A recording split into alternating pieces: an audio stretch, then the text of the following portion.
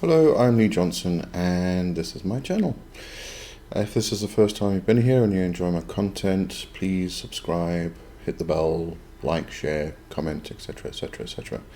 I just want to make a quick announcement.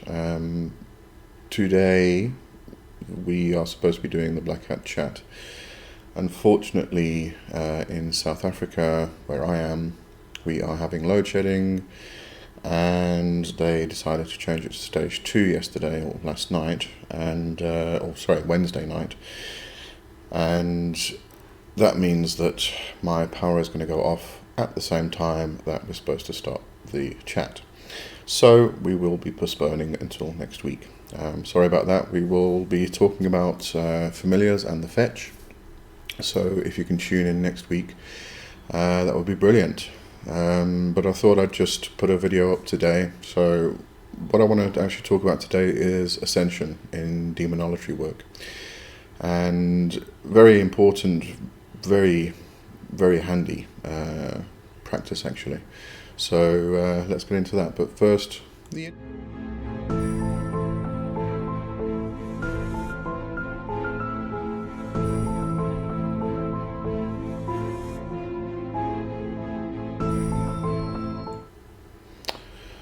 Okay, so Ascension work within Demonolatry. Now, if you have done various practices where you're working with the astral temple, or you're using dreaming work or astral projection in order to actually move into an other world or an inner world, you'd probably recognize a lot of this as being part of that. So it actually falls into such things as I said, astral temple work, but shamanic journeying, even path working, in many respects. There is one big difference I've actually found between those and this specific ascension work with the demons, and that is that so what I did, I went into my astral temple, I created a new door specifically for this practice. And what I found was that when I went through the door, I entered into it was just a void, a black space really. And after a while there was a sort of wave that came across, and the actual scenery of the other world appeared. That hasn't happened to me before in any type of work that involves this astral temple work, shamanic journeying of any kind really. So I did find quite a difference with it, and very valuable, very, very strong. You do end up getting a very strong connection to the other world that you're actually venturing into. Now, the book that is quite valuable pertaining to Ascension work is Connolly's The Lake of Fire. And this book goes into the entire practice of Ascension. It is a chapbook, but like Connolly's other chapbooks, it's just really, really packed jam solid with information. But she goes right from the beginning, the importance of meditation within this practice. She goes through various methods of actually doing Ascension practice, such as your actual astral projection work, using it with dreaming, and then working with it in an astral temple, and things like that. So she goes quite in depth into all the different ways you can use Ascension or do Ascension. She also goes into how to actually obtain a key, and various keys depending on where you're going, which demons you're going to work with, and things like that. But she also goes into fears, because if you have any fears that are stopping you, that are preventing you from doing anything really, and it can be fear of relationships, it can be fear of actually making money and being a success. We all have a variety of fears that we actually need to overcome, but those fears tend to sort of stop the progress. They may make things a little fuzzy. You may not see things clear when you actually do the Ascension work, and when you actually step through the door, or you do your astral projection or your dreaming work. things aren't as clear as they should be. And by overcoming these fears, that actually helps. So there is a practice that she actually speaks of, which is the Lake of Fire practice itself, where you work with specific demons to help with your fears. So quite a valuable book, not just for Ascension work, but in other areas as well. Especially if you're doing something like shadow work and you want to work with the demons on that, it'd be excellent for that also. Now, one of the areas that often comes up and gets asked is, when you do this type of work, how do you know that you're actually talking to the spirit, the god, the goddess, the demon, whoever you're trying to communicate with and, learn from and get information from? And there are various methods in different traditions. Ceremonial magic has theirs, things like that, but there's actually quite a good passage in her book which actually speaks about demons and the others. Now, the others are often referred to as astral parasites. They're the kind of lower forms that kind of latch onto you, and they generate fear, and through that fear they then feed off that fear and feed themselves. But I just want to read the passage in her book which speaks about this. So, God forms deities, demons will never tell you to harm yourself, nor will they ever physically attack you.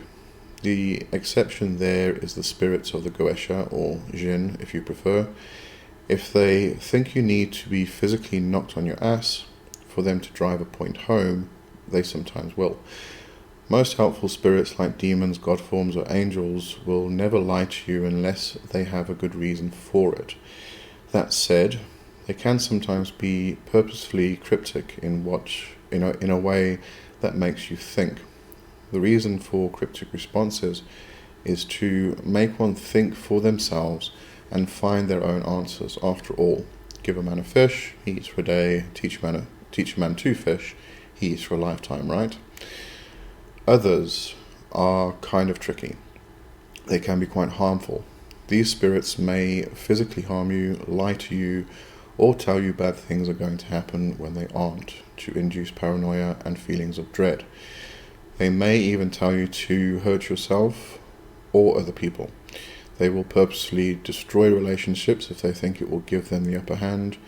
Others are often strong. I'm convinced others can possess weak-willed or mentally unstable individuals, and I believe this could explain some, but not all, possession cases. One of the quickest ways to tell if the spirit is an other is to see if you have any of the symptoms that the spirit is feeding off you. Note that these would be distinct changes in personality or feelings that happen after your contact with the spirit. These things being lethargy or exhaustion, lack of focus, paranoia, depression, anxiety, or the desire to hurt yourself or other people. So when you are dealing with these spirits, you can test if it's a deity or a demon or an other, just by how you feel about them, how you react around them, things like that. And there are various other ways to actually test them. So, what you can do is ask them a question that only you know. If it's a demon, they will be able to give you the answer. If it's not, they won't. And they'll probably make up some excuse, ask you why you are asking them such stupid questions when they are a big, powerful deity and everything else. If it's an other, they'll do that. A demon, a deity, they won't. They will give you the proper answer and will not be offended by it. Okay, there is one other piece that I actually want to read to you from the book. And this is several things that demons will never do. And I want to read this because there's a lot of misconceptions about demons out there. And I think this clears it up pretty well. So 1, demons will not tell you to harm, kill yourself. 2, demons will not tell you to harm, kill others. This includes innocent animals. 3, demons will not ask you to do anything illegal. I have a friend who contests this last point because a demon once did tell him to go to a specific graveyard after midnight and collect graveyard dirt for a spell he was working, and it was illegal to visit that graveyard after 9 at night. I suppose I should amend this to say they won't ask you to assault, murder someone, commit theft, break into a building or house, blow stuff up, or commit other unspeakable crimes. A demon made me do it is not a valid defense for anything like that. In well over 30 years, a demon has never asked me to do anything illegal or harmful to someone else. 4. Demons do not take sides in petty human arguments. When you have a falling out with witchy friends, don't expect to win custody of the demon in the divorce. The demon will continue working with you and your ex-friend or friends. If a demon does choose sides, consider that maybe you have been talking to an other. That, or you're just fantasizing. 5. Demons will not question your temple decorating choices.